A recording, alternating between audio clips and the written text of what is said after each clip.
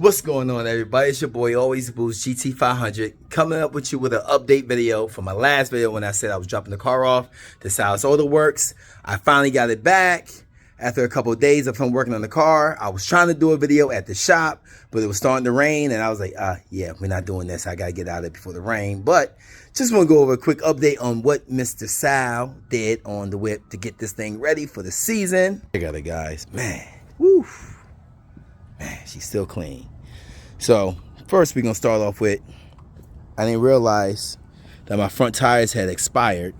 So Sal put a fresh new front BF Goodrich on the front, and to the back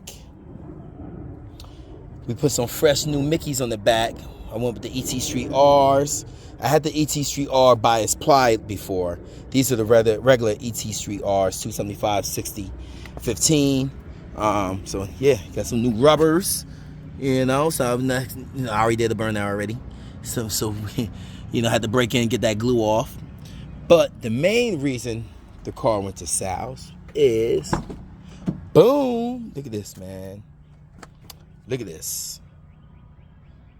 So he installed my factory style steering wheel I had done by, I think it was Moto Composite, something like that.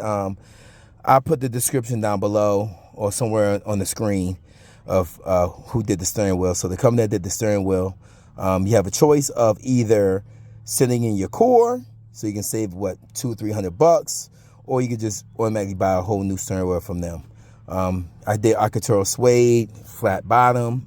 I didn't want to do anything else. I didn't want to do carbon fibers. I don't have any carbon fibers inside the car. They also have options of putting the little LED screen here. I didn't want all of that. You could change the stitching. I just kept it simple, man. Alcantara suede with black stitching all around.